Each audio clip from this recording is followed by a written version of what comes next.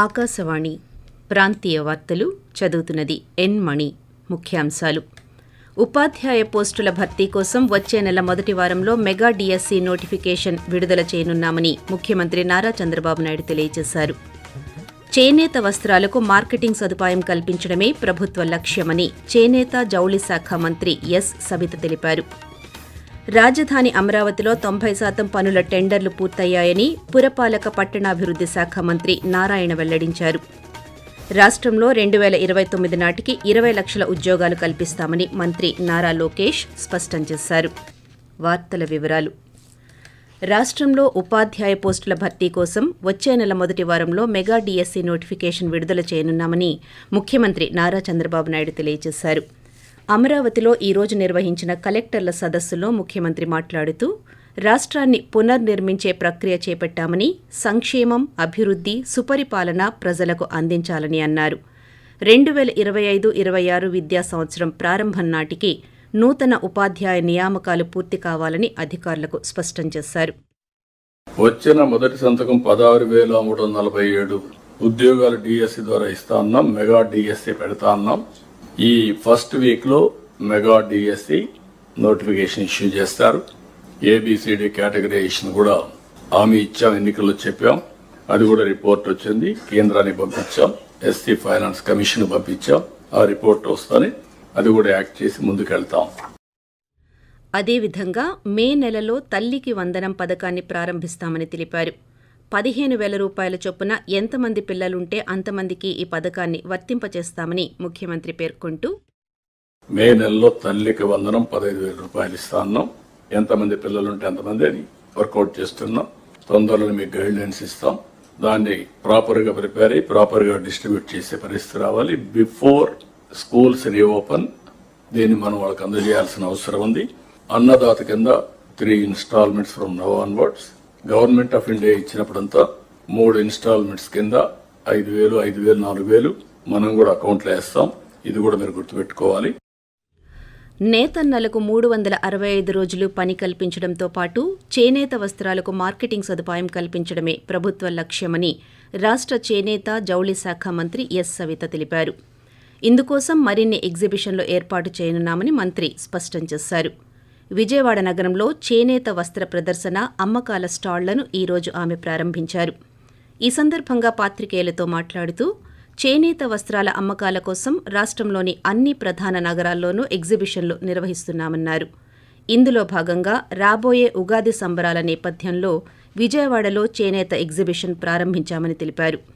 ఎగ్జిబిషన్ల ఏర్పాటుతో చేనేత వస్త్రాల అమ్మకాలు పెరిగాయని వెల్లడించారు. ఎన్నికల్లో చేనేత కార్మికులకు ఇచ్చిన హామీలను నెరవేరుస్తున్నామని మంత్రి సవిత పేర్కొన్నారు. రాష్ట్ర పురపాలక పట్టణాభివృద్ధి శాఖ మంత్రి పి నారాయణ ఈరోజు రాజధాని అమరావతిలో పర్యటించారు. నిర్మాణంలో ఉన్న ప్రధాన కార్యదర్శుల భవనాలను, సిఆర్డీఏ ప్రాజెక్టు కార్యాలయాన్ని మంత్రి పరిశీలించారు. అనంతరం పాత్రికేయులతో మాట్లాడుతూ, అధికారులు, ఎమ్మెల్యేలు, ఎమ్మెల్సీ, ఆల్ ఇండియా సర్వీస్ భవనాలు దాదాపు పూర్తయ్యాయని, కానీ గత ప్రభుత్వం వీటిని పట్టించుకోలేదని అన్నారు. కూటమి ప్రభుత్వం వచ్చాక ఐఐటి మద్రాస్ నుంచి నిపుణుల బృందాన్ని పిలిపించి కాంట్రాక్టర్లతో చర్చించి కొన్ని సమస్యలను పరిష్కరించామన్నారు. 90% పనుల టెండర్లు పూర్తయ్యాయని మంత్రి నారాయణ మాట్లాడుతూ, అమరావతి క్యాపిటల్ సిటీ రాబోయే 3 సంవత్సరాల్లో ఖచ్చితంగా కంప్లీట్ చేస్తాం. పరిపాలనా సౌకర్యం కోసం 5 టవర్స్ కడుతున్నాం. మినిస్టర్ అక్కడే ఉంటాడు, ప్రిన్సిపల్ సెక్రటరీ అక్కడే ఉంటారు, సెక్రటరీలు అక్కడే ఉంటారు, కమిషనర్లు అక్కడే ఉంటారు, డైరెక్టర్లు అక్కడే ఉంటారు, వాళ్ళ స్టాఫ్ అంతా అక్కడే ఉంటారు. ఎవరైనా ప్రజలు పని మీదకి వస్తే ఆ 2 ఫ్లోర్లో 3 ఫ్లోర్లో చూసుకుంటే మొత్తం పని అయిపోతుంది. దీని మీద ఒక్క పైసా కూడా భారం ప్రజల మీద పెట్టడం మరొకసారి చెప్తున్నాం. లోన్స్ తీసుకున్నాం. ల్యాండ్ వాల్యూ పెరిగిన తర్వాత ల్యాండ్ అమ్మేసి ఈ యొక్క అప్పు తీర్చేయడం జరుగుతుంది. యువత బెట్టింగ్కు దూరంగా ఉండాలని Kurnool superintendent of police Vikrant Patil సూచించారు. తక్కువ పెట్టుబడితో ఎక్కువ లాభం వస్తుందని అమాయక ప్రజలను మోసగించేందుకు కొంతమంది పనిచేస్తున్నారని తెలిపారు. చట్టవిరుద్ధమైన బెట్టింగ్లో కొందరు మానసిక ఒత్తిడికి గురై ఆత్మహత్యలకు పాల్పడుతున్నారన్నారు. కర్నూలు జిల్లాలో ఎవరైనా బెట్టింగ్లకు పాల్పడితే 100 లేదా 112కు సమాచారం ఇవ్వాలని, ఇచ్చిన వారి వివరాలు గోప్యంగా ఉంచుతామని ఎస్పీ తెలిపారు. ఆకాశవాణి ప్రాంతీయ వార్తలు వింటున్నారు.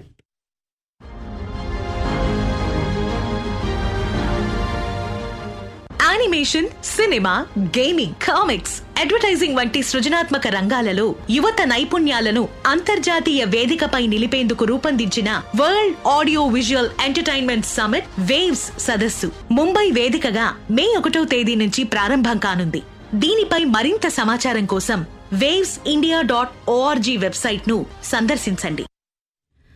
ప్రపంచానికి భారతదేశాన్ని విశ్వగురువుగా తీర్చిదిద్దేందుకు వికసిత్ భారత్ 2047 లక్ష్యంగా ప్రభుత్వం పనిచేస్తోందని కేంద్ర ఉక్కు, భారీ పరిశ్రమల శాఖ సహాయ మంత్రి భూపతిరాజు శ్రీనివాస్ వర్మ అన్నారు. పశ్చిమ గోదావరి జిల్లా భీమవరంలోని స్థానిక కళాశాలలో వికసిత్ భారత్ యూత్ పార్లమెంట్ 2025 కార్యక్రమాన్ని ఈరోజు ఆయన ప్రారంభించారు. ఈ కార్యక్రమం ద్వారా ఒక దేశం ఒకే ఎన్నిక అనే అంశంపై యువత అభిప్రాయాలు తెలుసుకునేందుకు వీలవుతుందన్నారు. దేశంలో లోక్సభ, అన్ని రాష్ట్రాల అసెంబ్లీలకు ఏకకాలంలో ఎన్నికలు నిర్వహించడం వల్ల ఎన్నికల ఖర్చు, సమయం ఆదా అవుతుందని, తద్వారా సమర్థవంతమైన పరిపాలనను ప్రజలకు అందించవచ్చని తెలిపారు. రాష్ట్రంలో 2029 నాటికి 20 లక్షల ఉద్యోగాలు కల్పిస్తామని రాష్ట్ర విద్యా, ఐటీ శాఖల మంత్రి నారా లోకేష్ స్పష్టం చేశారు. గుంటూరు జిల్లా ఉండవల్లిలో ఈరోజు 20 లక్షల ఉద్యోగాల కల్పనపై ఏర్పాటు చేసిన మంత్రుల ఉపసంఘం 2వ సమావేశం జరిగింది. ఇప్పటి వరకు వచ్చిన పెట్టుబడులు, ఉద్యోగాల కల్పనతో పాటు వివిధ ఎంఓయూల స్థితిగతులను అధికారులు పవర్ పాయింట్ ప్రజెంటేషన్ ద్వారా మంత్రులకు వివరించారు. ఇప్పటి వరకు కుదుర్చుకున్న ఒప్పందాల ద్వారా 8,73,220 కోట్ల రూపాయల పెట్టుబడులు వచ్చే అవకాశం ఉందని, తద్వారా 5,27,824 మందికి ఉద్యోగాలు వచ్చే అవకాశాలు ఉన్నాయని వెల్లడించారు. రాష్ట్రంలో పెట్టుబడులు పెట్టేందుకు పలువురు పారిశ్రామికవేత్తలు ఆసక్తి చూపిస్తున్నారని, వారికి అవసరమైన భూ కేటాయింపులతో పాటు అనుమతులు, రాయితీలు త్వరితగతిన మంజూరు చేయాలని మంత్రి నారా లోకేష్ ఈ సందర్భంగా అధికారులను ఆదేశించారు. పశ్చిమ గోదావరి జిల్లా నరసాపురంలో హస్త కళాకారుల ప్రదర్శన గత 4 రోజులుగా జరుగుతోంది. హస్త కళాకారుల ఎగుమతి ప్రోత్సాహక మండలి ఈపీసీహెచ్ సంస్థ ఆధ్వర్యంలో జరుగుతున్న ఈ ప్రదర్శనలో దేశవ్యాప్తంగా 70 మందికి పైగా హస్త కళాకారులు పాల్గొని వివిధ రకాల వస్తువులను ప్రదర్శించారు. 20 రాష్ట్రాలకు చెందిన స్టాల్స్లో అంకుర సంస్థలతో పాటు ఏటికొప్పాక, లేస్, కలంకారీ, ఫైబర్, అరటి జూట్తో తయారు చేసిన ఉత్పత్తులు ప్రజలను విశేషంగా ఆకట్టుకుంటున్నాయి. స్థానిక ఉత్పత్తులను కొనడం ద్వారా హస్త కళాకారులకు పెద్ద ఎత్తున ఉపాధి అవకాశాలు లభిస్తున్నాయని లేసు ఎగుమతిదారులు కలవకొలను తులసీరావు మాట్లాడుతూ, గత 3 రోజులుగా అయితే విశేషంగా చెప్పాలంటే 15,000 మంది సుమారు ఈ ప్రదర్శన తిలకించి వాళ్ళకి నచ్చిన వస్తువులను కొనుక్కోవడం జరిగింది. మరి ఇలాంటివి కార్యక్రమాలు చేయడం మూలంగా ఈ చుట్టుపక్కల వాళ్ళకి ఒక చోట్లోనే, ఒక ప్లేస్ లోనే ఇన్ని హ్యాండిక్రాఫ్ట్స్ చూసే అవకాశం, అదృష్టం దొరికింది. దీని త్వరలోనే అన్ని చోట్ల పెట్టాలని అంటున్నారు. కానీ నరసాపురం అయితేనే బాగుంటుంది. ఇంత ప్లేస్ కన్స్ట్రక్టివ్ గా పర్మనెంట్ షోరూములతో ఇంకా అన్ని సౌకర్యాలతో ఉంది కాబట్టి దీన్ని ఇంకా ముందుకు కొనసాగించాలని మేము అనుకుంటున్నాం. ప్రధానమంత్రి నరేంద్ర మోదీ తన మనస్సులోని భావాలను ఆకాశవాణి ద్వారా దేశ ప్రజలతో పంచుకునే మన్ కీ బాత్ మనసులోని మాట కార్యక్రమం 120వ సంచిక ఈ నెల 30వ తేదీ ఆదివారం ప్రసారమవుతుంది. మన్ కీ బాత్ కార్యక్రమానికి ప్రజలు తమ సూచనలు, సలహాలు అందించాలని ప్రధానమంత్రి కోరారు. ప్రజలు తమ స్వర సందేశాలను 1800117800 నెంబర్కు ఈ నెల 28వ తేదీ సాయంకాలం వరకు పంపించవచ్చు. దిగువ ట్రోపో ఆవరణంలో దక్షిణ దిశగా గాలులు వీస్తున్నాయని, వీటి ఫలితంగా రాష్ట్రంలో రేపు పొడి వాతావరణం ఏర్పడే అవకాశం ఉందని అమరావతిలోని భారత వాతావరణ కేంద్రం తెలిపింది. గరిష్ట ఉష్ణోగ్రతలు 2 నుండి 4 డిగ్రీల సెంటీగ్రేడ్ క్రమంగా పెరిగే అవకాశం ఉందని వెల్లడించింది. గడిచిన 24 గంటల్లో ఉష్ణోగ్రతలు నంద్యాలలో అత్యధికంగా 39 డిగ్రీల సెంటీగ్రేడ్ నమోదైందని, అనకాపల్లి జిల్లాలో 2 సెంటీమీటర్ల వర్షం కురిసిందని వాతావరణ శాఖ అధికారులు తెలియజేశారు. వార్తలు ముగించే ముందు ముఖ్యాంశాలు మరోసారి. ఉపాధ్యాయ పోస్టుల భర్తీ కోసం వచ్చే నెల మొదటి వారంలో మెగా డిఎస్సి నోటిఫికేషన్ విడుదల చేయనున్నామని ముఖ్యమంత్రి నారా చంద్రబాబు నాయుడు తెలియజేశారు. చేనేత వస్త్రాలకు మార్కెటింగ్ సదుపాయం కల్పించడమే ప్రభుత్వ లక్ష్యమని చేనేత, జౌళి శాఖ మంత్రి ఎస్ సవిత తెలిపారు.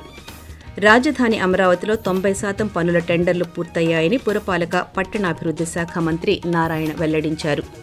ఆకాశవాణి ప్రాంతీయ వార్తలు ఇంతటితో సమాప్తం. 8:30 జాతీయ వార్తలు వింటారు.